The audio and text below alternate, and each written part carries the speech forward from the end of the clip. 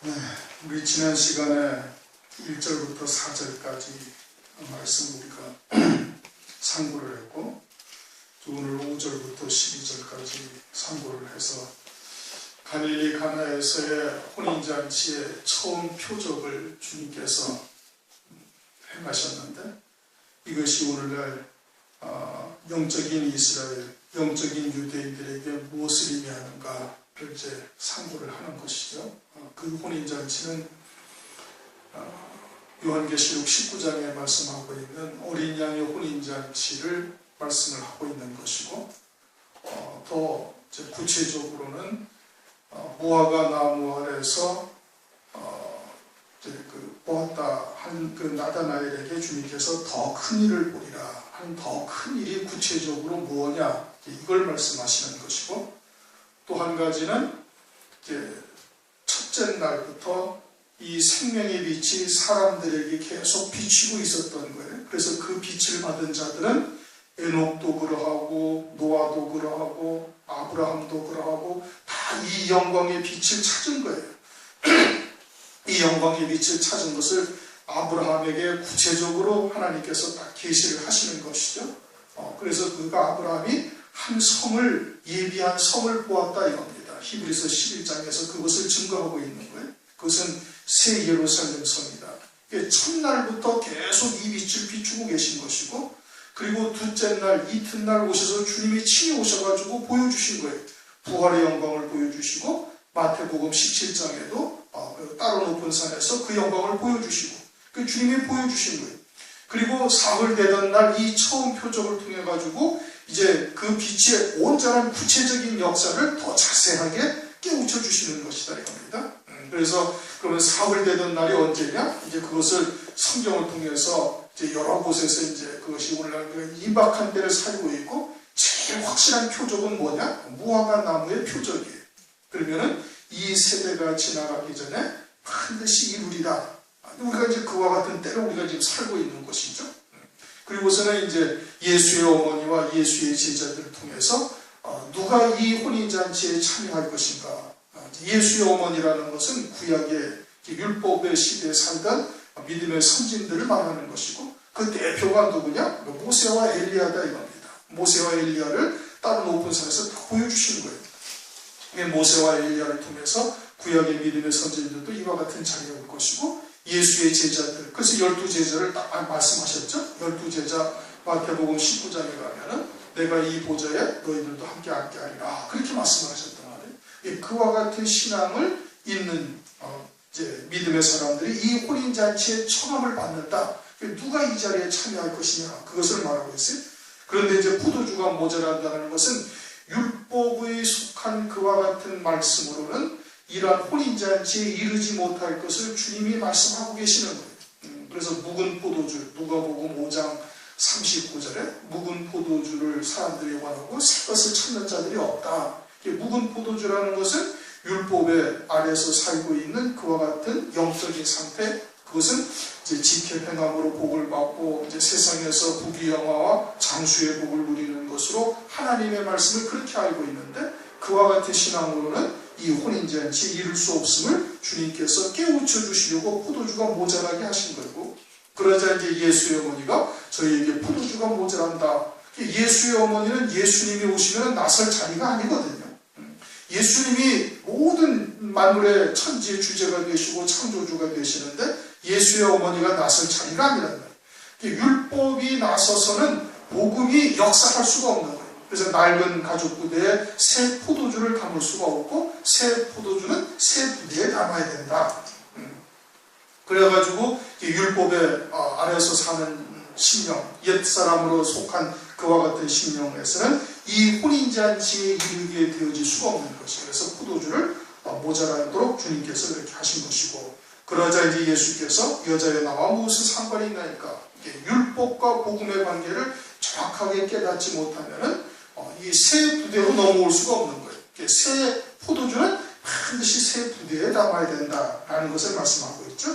그래서 아직 내 때가 이르지 못하였나이다. 내 때라는 것은 복음과 진리의 말씀으로 역사하시는 그런 주님의 역사가 나타나지는 아니하는 거예요. 누구에게? 이와 같이 율법 아래 살고 있는 자들에게는 역사할 수가 없는 것이죠. 새 부대가 되어져야 함을 말씀하고 있는 것이다. 여기까지가 우리가 이제 지난 시간에 상고한 거예요. 5절, 그 어머니가 하인들에게 이르되 너희에게 무슨 말씀을 하시든지 그대로 하라. 그러자 이제 어머니는 갈라디아서 4장 4절에 율법이다 이겁니다. 하나님께서 그 아들을 때가 차면 그 아들을 보내사 여자에게서 나게 하시고 율법 아래서 나게 하셨다. 율법 아래서 나게 하셨다라는 뜻은 이 여자가 곧 율법을 의미하고 있는 것이고, 율법에서 복음으로 완전히 넘어가야 할 때라는 것을 이 여자가 그때서야 비로소 깨달은 거예요.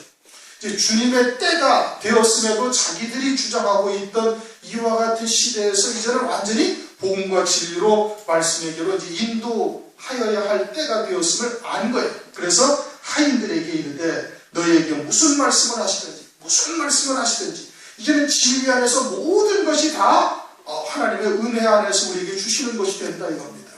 복음과 진리 안에서 모든 것을 은사로 주신 거예요. 이전엔 율법에는 내게 복이 되고 내게 좋은 것만 찾아서 다녔는데, 그런데 이제는 예수 그리스도 안에서 모든 것이 우리에게 다 은혜로 주신 것이다 이겁니다. 오찬, 마태복음 22장에 오찬이다. 내 소와 살찐 짐승과 모든 것을 갖추어 놓은 그와 같은 잔치 자리에서 우리가 지금 살아가고 있는 거예요.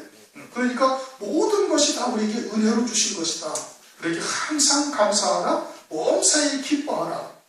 그러니 복음에서 이제는 율법으로 넘어와야 되는 거예요. 오늘날 이미 우리가 예수 그리스도의 은혜의 시대를 우리가 살아가고 있는데, 그런데 지금 율법이 무엇인지 복음이 무엇인지를 잘 모르는 거예요. 복음 안에서는 이제 자유하게 하는 율법이란 말이에요. 이제 예수 그리스도로 말미암아 모든 율법이 다 마침이 되어졌어요. 그렇죠? 로마서 10장 4절인가 말씀을 하고 있죠.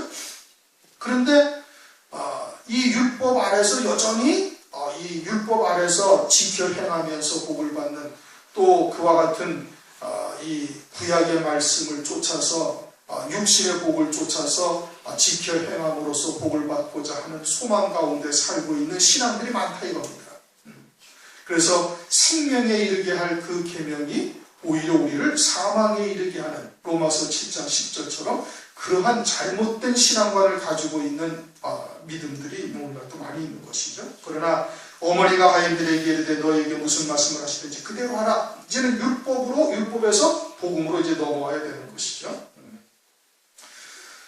그러면서 이제 무슨 말씀을 하시든지 그대로 하라. 6절, 거기 유대인의 결례를 따라 두세 통 드는 돌 항아리 6이 놓였는지라.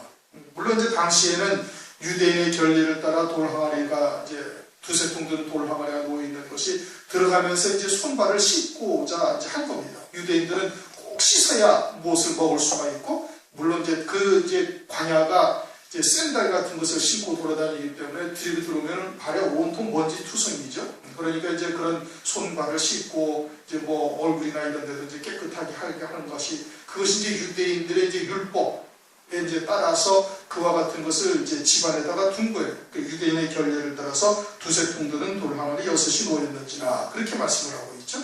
그런데 이것이 단순한 그와 같은 유대인들의 그런 이제 이 규례를 통해서 이제 이와 같은 것을 단순히 둔 것을 가지고서 지금 말씀하는 것이 아니라, 이것은 지금 혼인잔치에 관련한 하나님의 지금 영적인 계시를 담고 있는 거예요. 그러면 돌 항아리라는 것이 무엇을 의미하는가? 돌 항아리에 담긴 물이 이제 포도주로 바뀌어지고, 그 포도주를 먹은 이제 연회장이나 그 사람들이 결국은 혼인잔치에 참여하게 되어지는 은혜를 입게 되는 것이에요. 그러면 돌 항아리라는 것 자체가 뭘 말하느냐? 그것은 하인들 자신들을 말하는 거예요. 그들이 그 물을 떠다줘서 물로 된 포도주를 떠다주는 종들이 되는 것이고, 그 포도주를 먹은 연회장은 참으로 좋은 포도주를 지금까지 두었도다 이렇게 말하고 있거든요. 그러니까 이 하인들은 지금 이 돌 항아리 그 자신이 그 돌 항아리가 자신들이라는 것을 지금 영적으로 계시를 하고 있는 것이에요. 포도주를 담고 있는 돌 항아리다. 그 포도주가 뭐예요? 포도주가 말씀이라는 말이에요. 앞에서 이제 이미 우리가 포도주를 상고했던 것처럼 포도주는 하나님의 말씀을 말하는 것이고, 말씀을 담고 있는 돌 항아리라는 것은 그 자신들을 의미하고 있는 거예요. 그럼 돌항아리라는 것이 결국은 하인들이요 자신들이라는 것을 말한다면은 유대인의 결례라는 것도 단순히 손발을 씻는 것을 말하는 것이 아니다 이런 겁니다. 그러면 유대인의 결례를 따라 돌항아리 두세 통 드는 돌항아리가 6이 모였다라는 것이 결국은 하인들 자신들을 말하는 것이라면 유대인의 결례라는 것이 무엇을 말하는가? 그것은 레위기서 7장 37절에 유대인의 결례가 즉 정결케 하는 예식, 유대인들을 정결케 하는 의식이 무엇인가를 6가지의 제사법을 가지고 말씀하고 있어요. 레위기 7장 37절 이는 번제와 소제와 속죄제와 속건제와 위임제와 화목제의 규례라 해서 번제, 소제, 속죄제, 속건제, 위임제, 화목제라 해서 6가지의 제사법을 지금 말씀하고 있는 거예요. 이것이 유대인들을 정결케 하는 규례인 거예요. 물론 이제 전제라는 포도주를 붓는 제사가 또 하나 있지만 일반적으로는 이 6가지의 예식을 유대인들이 자신들을 정결케 하는 예식으로 보고 있는 거예요. 6가지의 정결케 하는 예식이다 이겁니다. 그 예식이라는 것은 사실은 이제는 예수 그리스도께서 화목제물이 되셔가지고 이 제사의 법은 폐지되었고 이제 제사의 법이 그럼 우리에게 주시는 의미는 뭐냐면은 로마서 12장 1절의 말씀처럼 산제사, 산제물이 되라고 영적인 예배가 되는데 그것을 산제사, 산제물이 되라고 로마서 12장 1절에 말씀을 했는데 산제사로 산제물이 되어지는 예법이 무엇인지는 신약성경에 남아있지는 않은 거예요. 그러면 어디에서 그것을 알 수가 있어요? 구약의 이와 같이 율법을 따라 정결케 하는 의식 또 그 규례를 통해서 어떻게 해야 산제물이 되어져서 산제사로 하나님께 드려지는가를 그것을 통해서 알 수가 있는 거예요.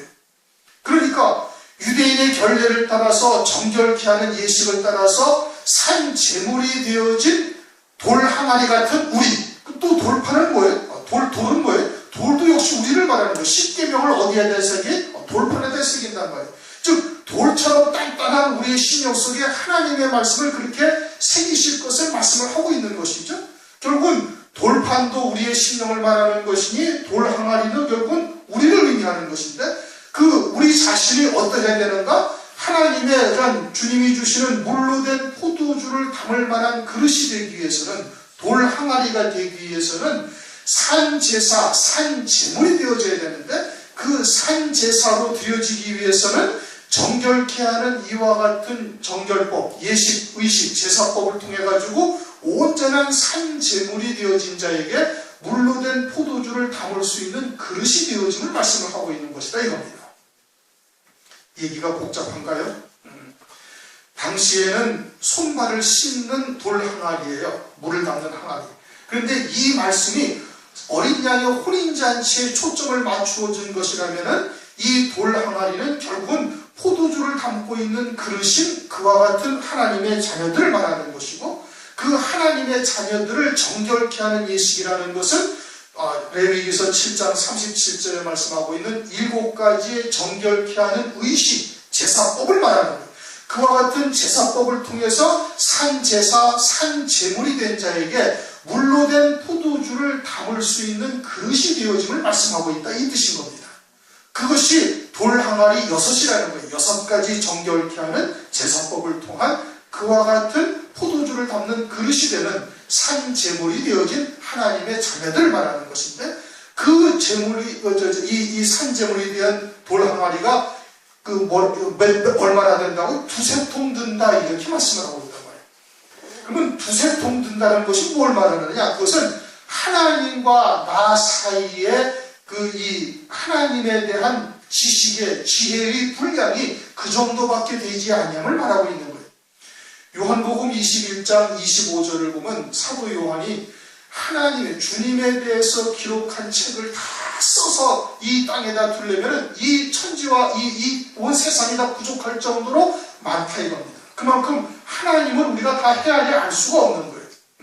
그러면 그와 같이 이 지상에 있는 온 물의 용량이 얼마나 되는지 우리가 알 수 없는데 그 가운데서 우리가 그 이 땅에 있는 모든 물들을 갖다가 얼마가 되는지 알 수 없지만 그 물을 갖다가 겨우 두세 통 정도 담을 용량밖에 되지 못하는 우리다 이겁니다.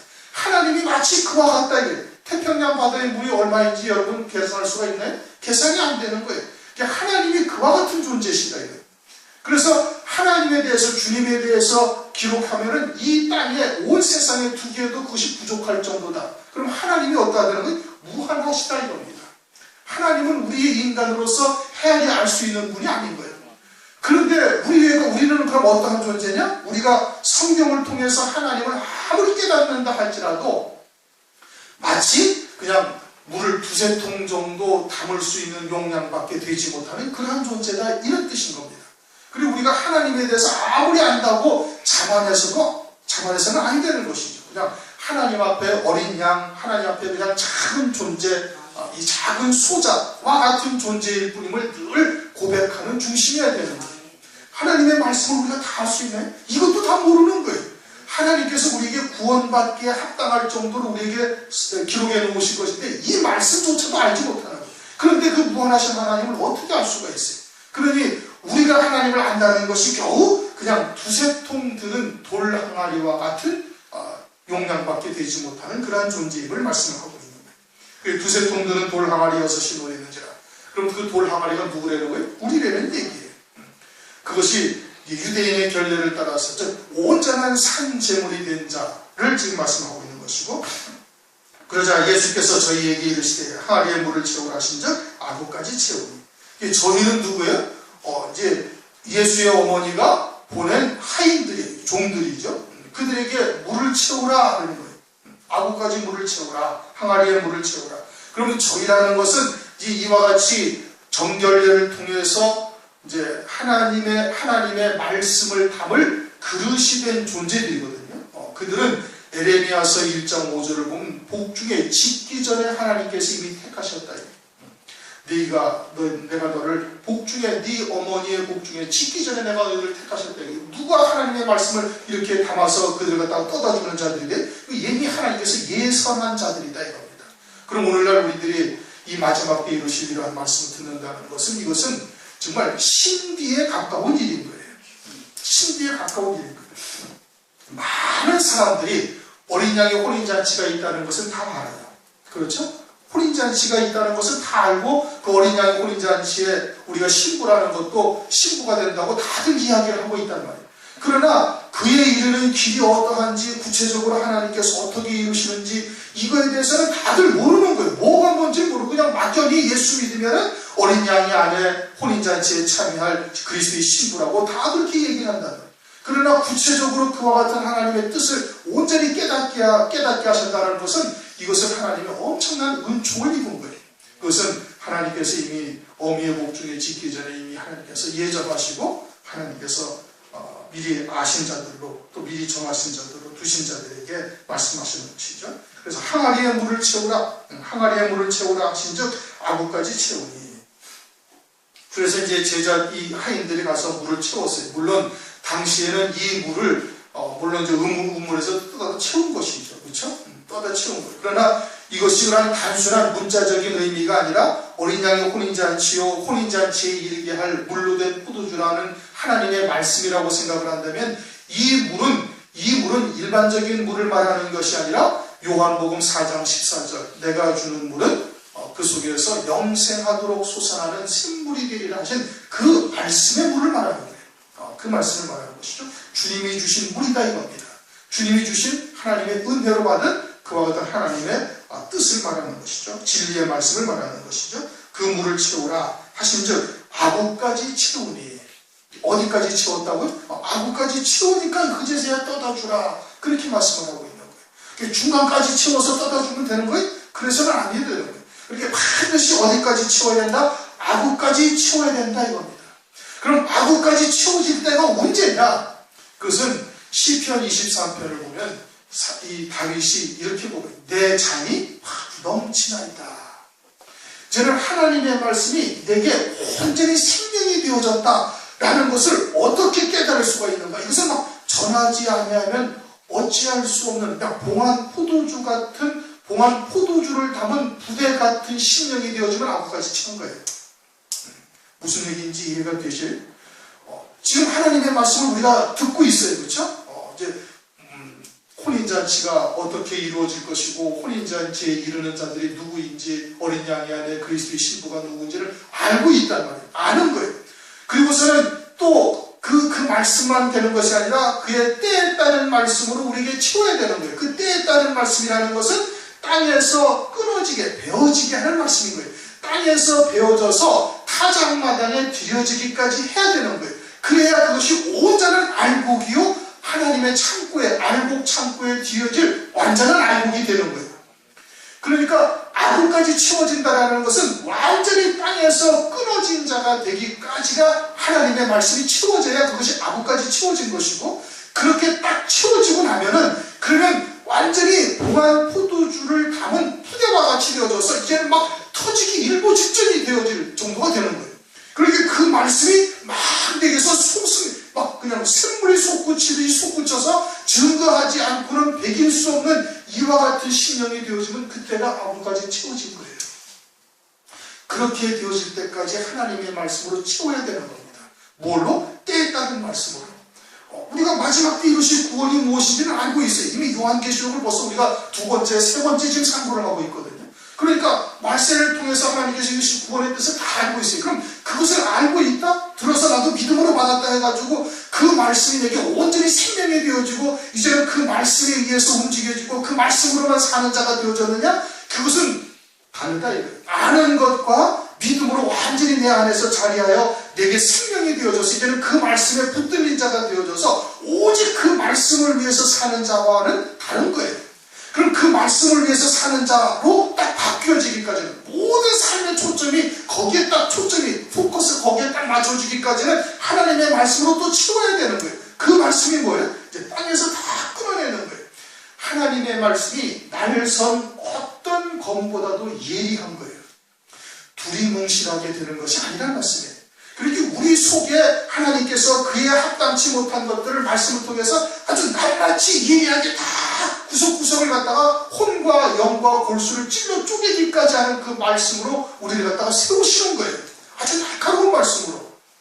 그렇게 세우게 되어져서 온전히 서게 되어지면 이제 막 뱉고 싶은 거예요. 그때가 되어져야 이게 온전히 생명이 된 것이고 그때가 되어져야 아구까지 참게 된 거예요. 그래서 아구까지 채우니까 어떻게 하라? 이제는 떠서 연회장에 갖다 주라. 그때는 이제 말씀을 전하는 자가 되어져야 되는 거예요.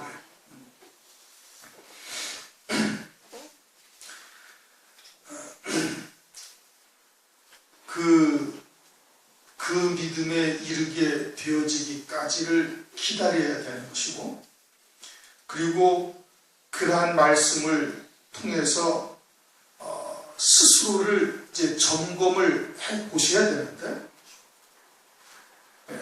사실 그러한 말씀을 여러분들에게 직접적으로 전하면은 때로는 상처를 또 받을 수가 있어요. 왜? 하나님의 말씀이 너무 예리하니까. 그러니까 하나님의 말씀을 들을 때 그것을 다 내게 하시는 말씀으로 들으실 수가 있어야 돼요. 그것을 개별적으로 얘기를 하면은 때로는 아무리 신앙이 있다 할지라도 시험에 들을 수가 있어요. 시험에 든다니까요. 목사도 시험에 드는데 성도들이 시험에 안 들겠어요. 시험에 든단 말이에요. 그러니까 그것을 이제 예배를 통해서 또는 설교의 말씀을 통해서 그러한 말씀을 주의 깊게 들어야 되는 거예요. 주의 깊게 들어서 정말 아주 예리한 하나님의 말씀에서 내가 무엇이 부족한지, 뭐가 아직도 온전치 못한지를 스스로 말씀을 통해서 깨달을 수 있어야 되는 거예요. 그러기 위해서는 말씀을 내게 하는 말씀으로 들으셔야 된다 이겁니다. 다른 사람은 중요한 게 아니에요. 내 구원이 우선 중요한 거라는 말씀이에요. 그러니까 그러한 말씀을 내게 하시는 말씀을 아주 주의 깊게 듣고 그러한 말씀에 본인이 해당되어지는 것이 되면 그런 것을 빨리 하나님의 말씀으로 딱 잘라버리시는 것이 현명한 거예요. 안 그러면은 자꾸 하나님께서 또 연단하시고 그걸 깨닫게 하시기 위해서 또 연단하시고 또 뭐 사람이나 또는 환경을 통해서 또 자꾸 반복이 된다는 말씀이에요. 한 번 들을 때 딱 듣고 깨닫고 돌이킬 수 있는 자가 현명한 것인 겁니다. 그래서 아구까지 채우니 이제는 떠서 연회장에 갖다 주라. 연회장에 갖다 주니까 연회장이 어떻게? 그 포도주를 먹고 정말 좋은 포도주다라는 것을 깨달아요. 새 것을, 묵은 것을 먹고 새 것을 원하는 자가 없다. 누가복음 5장 39절에 그랬잖아요. 일반적으로 묵은 것을 먹고 그것을 다 좋아해서 새 것을 원하는 자가 없어요. 다시 말하면 내가 하나님의 말씀을 지켜야 하니까 이와 같이 복을 주고, 신명기 28장의 말씀처럼 지금도 그 말씀을 부여잡고 막 기도하는 사람들이 얼마나 많은지 몰라요. 성경에 무슨 약속의 말씀 500선, 약속의 말씀 300선 해가지고 그냥 복받는 말씀들만 뽑아가지고 그것만 주야장창 외우고 그 말씀을 가지고 하나님께 기도하는 그리스도인들이 수없이 많아요. 신명기 28장이 뭐라고? 막 들어가도 복을 받고 나가도 복을 받고 떡반죽도 복을 받고 뭐도 문지방도 복을 받고 뭐가 어쩌고 저쩌고 머리 되고 꼬리 되지 않냐고 맨날 그것만 지금도 보고 있는 거예요. 그것을 먹고 그리스도를 위하여 고난도 받아야 된다는 이 복음과 진리의 말씀, 새 것을 원하는 자가 거의 없다니까요. 오늘날 그런 거예요. 그런데 이 연회장은 어때? 연회장은 금방 깨닫는 거예요. 왜 그래요? 미리 아신 자요, 미리 정하신 자이기 때문에 그런 거예요. 똑같은 하나님의 말씀이에요. 그렇죠? 그런데 누구는 듣고 누구는 듣지 못하는 거예요. 여러분들은 듣는 귀가 있으니까 지금 여기 앉아 계시는 거예요. 그러지 못한 자들은 다 듣지 못해가지고 졸다가 다 떠난다니까요. 무슨 말씀인지를 못 알아듣는 거예요, 도무지. 그저 맨날 철학적인 얘기, 또는 그냥 부모에게 효도하려는 얘기, 행복한 가정을 어떻게 만들 것인가, 자녀들을 어떻게 하여야 훌륭한 인격체로 기를 것인가, 맨날 이런 얘기만 듣다가 와가지고 영에 속한 말씀, 하늘에 속한 말씀, 이게 뭔 말인지 전혀 못 알아듣는 거예요. 그냥 듣지도 못하고 앉아서 졸다가 그냥 가버린다는 말씀이에요. 근데 여러분들은 듣잖아요. 왜 들어요? 어떻게 들어요? 여러분들이 지혜가 많아서, 여러분들이 지식이 많아서, 여러분들이 성경을 예충독을 했으니까 그것이 아니란 말씀이에요. 하나님께서 듣게 하신 거예요. 성령께서 깨우쳐 주신 거란 말이에요. 이것이 엄청난 하나님의 은혜니까.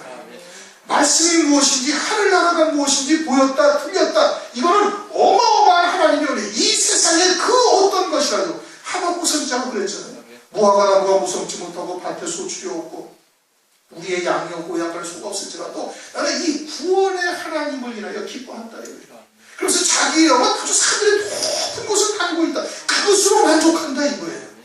그 믿음에 여러분이 쓰시면은 세상의 것은 하나님께서 알아서 하시는 거예요. 들의 백합화를 하나님께서 주시는 거예요. 공중에 나는 새를 하나님께서 먹이시는 거예요. 그런데 이게 자꾸 지금 혼돈이 되면은 이게 자꾸 연단의 과정을 끊어내지를 못하는 거예요. 그냥 하나님의 말씀에 완전한 믿음으로 딱 붙어, 그냥 거기에 딱 섞으면 되는 거예요. 하나님이 지금 굶으면 굶고, 망하면 망하고, 그냥 어떻게 되면 그건 하나님께서 하셔야 되는 거예요. 그냥 이 말씀을 주셨는데, 이 말씀을 이루기까지 왜 하나님께서 그냥 버려두시겠어요? 절대 버려두지 않는다. 이 말씀이 내게 딱 자리했다면, 그 다음은 하나님께서 책임지시는 거예요. 그 말씀이 이루기까지, 그 말씀이 한 획도 떨어지지 않냐고 다 이루리라. 그 말씀을 여러분 믿으셔야 됩니다. 이왕 믿음을 가지시려면 그냥 완전히 하나님 편에 딱 서셔야지, 양쪽 다리 거치시면 그러면 그게 자꾸 힘들어지고 어려워지고 여러 가지가 자꾸 문제가 발생하고 그러는 거예요. 그런데 이 연회장이 어떻게 했어요? 이게 딱 알고 안단 말이에요. 묵은 것을 먹고 새 것을 원하는 자가 없는데 이 연회장이 그것을 딱 깨달은 거예요. 이 포도주가 진짜 좋은 포도주라는 것을 안다 이겁니다.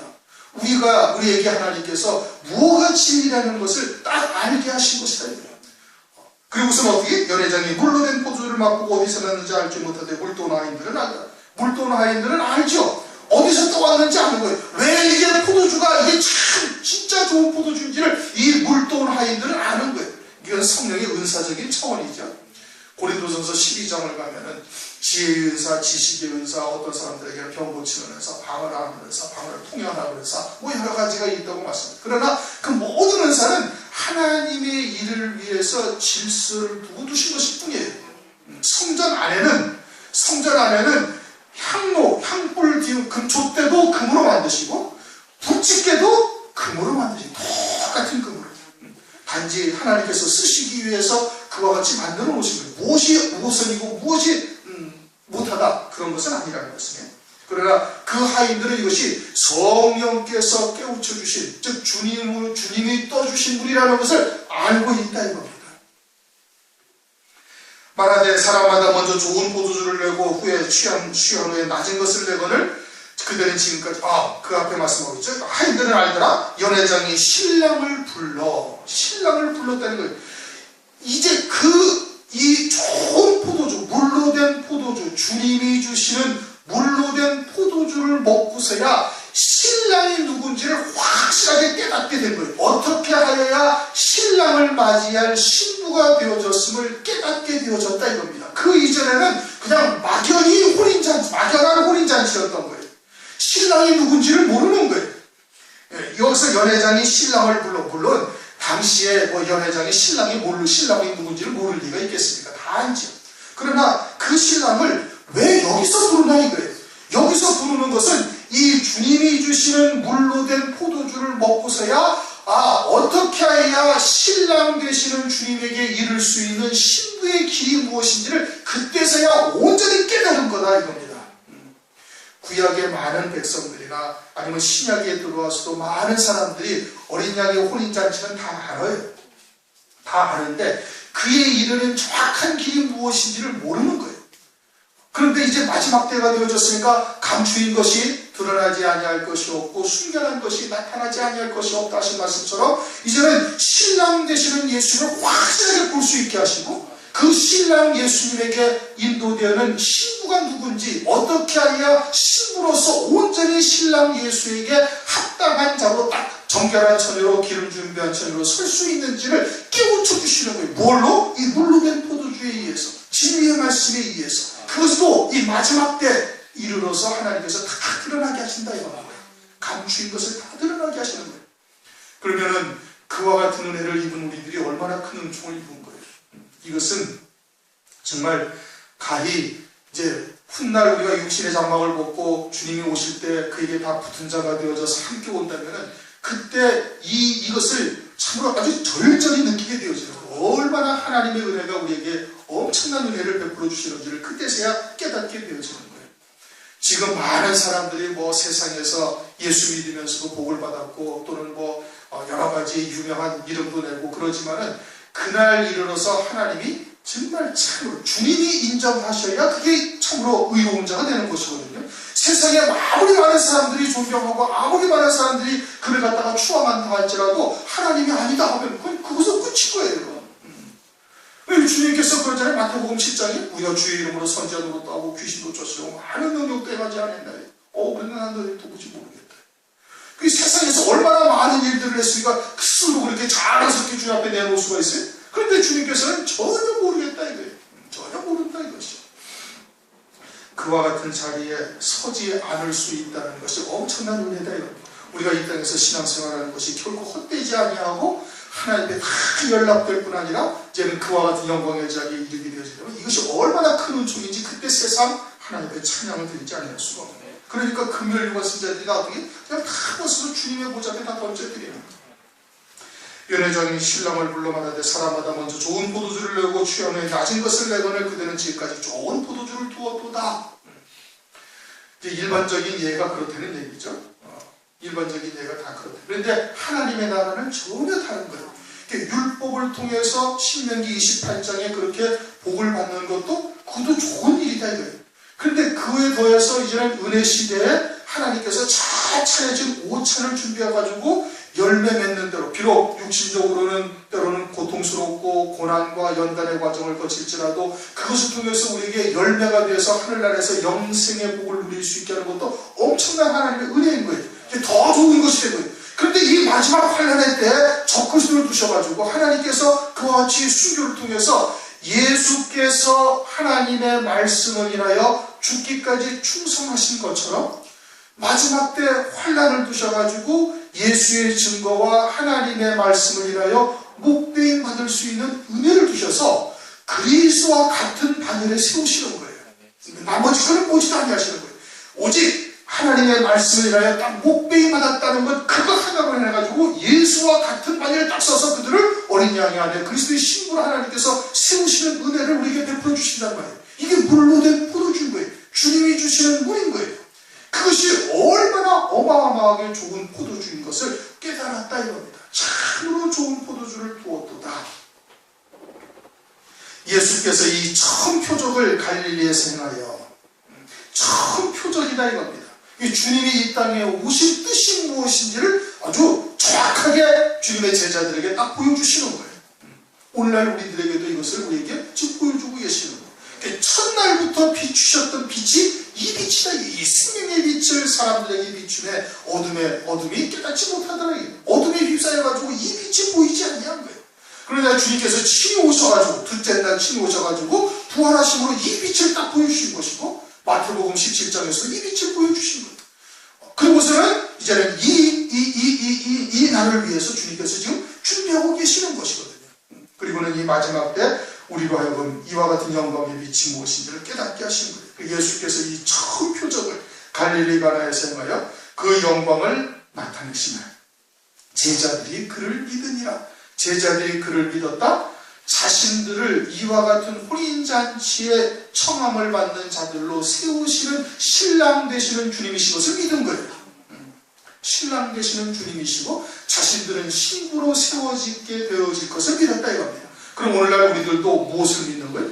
신랑 되시는 주님에게 합당한 신부로 세우신다는 것을 우리도 깨닫고 믿는 거예요. 그러니까 하나님께서 열어주신 거예요. 그리고 하나님께서 믿게 하신 거예요. 믿음으로 받은 자에게 하나님께서 이루어 가신다 이겁니다.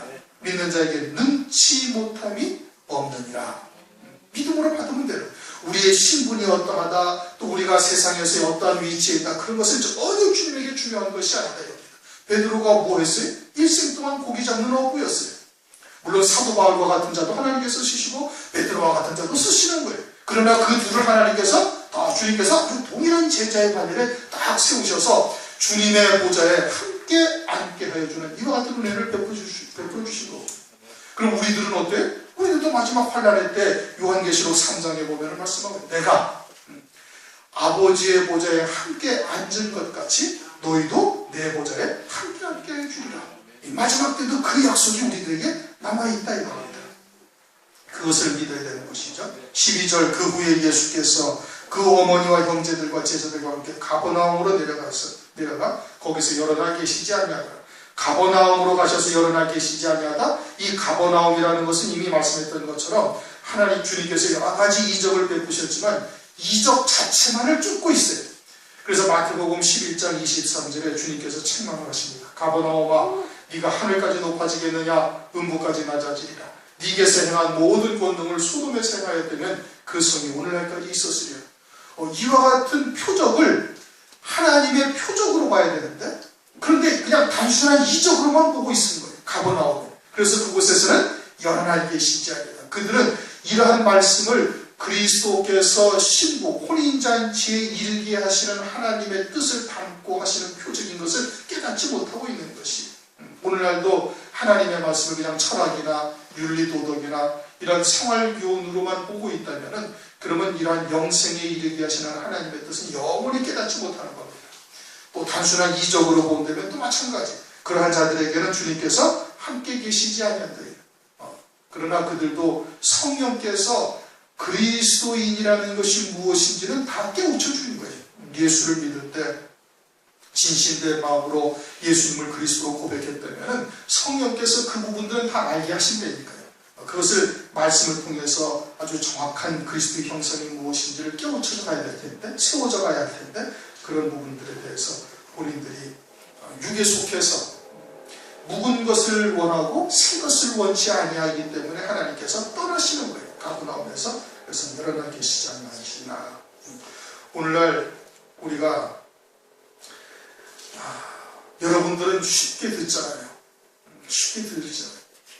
많은 믿음의 선진들은 이러한 것을 깨닫기 위해서 정말 목숨을 걸고 기도하고 그냥 자기의 목숨을 아주 초계처럼 버리면서 이 신앙을 지킨 거예요. 그 한마디, 한 뜻을 깨닫기 위해서 수많은 시간을 기도하고 그 믿음의 선진들의 기도와 그들의 교훈이 구전되어져 오고 또는 기록되어져 와가지고 오늘날 우리에게 이른 거예요. 그래서 우리를 온전케 세우시는 역사를 이루기 위해서 그분들이 다 뿌리와 또는 줄기와 또는 잎처럼 이렇게 세상에서 살다가 그게 이제 성경에 기록된 믿음의 선진들이 그렇게 살았던 거예요. 그리고 우리는 그 열매들이 되어져서 하나님 앞에 거두어지기를 바라고 있는 겁니다. 그래서 히브리서 11장 40절에 말씀하고 있잖아요. 우리로 인하여 온전케 되는 거예요. 뿌리만 있으면 뭐예요? 줄기만 있으면 뭐예요? 그 이삭이 펴져야 그것이 온전한 거예요. 뿌리의 존재 가치가 그 이삭에 있는 거예요. 그리고서는 그 말씀이 오늘날 우리에게 들려졌다 이거예요. 엄청난 하나님의 은혜를 입은 거예요. 쉽게 들었다고 가볍게 생각하면 절대 안 되는 겁니다. 이러한 하나님의 이 숨겨진 이 말씀들이 드러나기 위해서 수많은 믿음의 선진들이 목숨을 다버렸던 거거든요. 그것을 우리는 지금 너무 쉽게 듣는다고 가볍게 생각하면 절대 안 되는 거예요. 얼마나 소중한 말씀인 것을 깨닫고 정말 이제는 그 말씀으로 인하여 목숨을 걸어야 할 때가 있을 수도 있는 겁니다. 그때를 위해서 지금 아주 부단히 그 신령의 방주를 짓는 일에 전심전력으로 나가셔야 되는 거예요. 그렇게 하시기를 주님의 이름으로 축원합니다. 통솔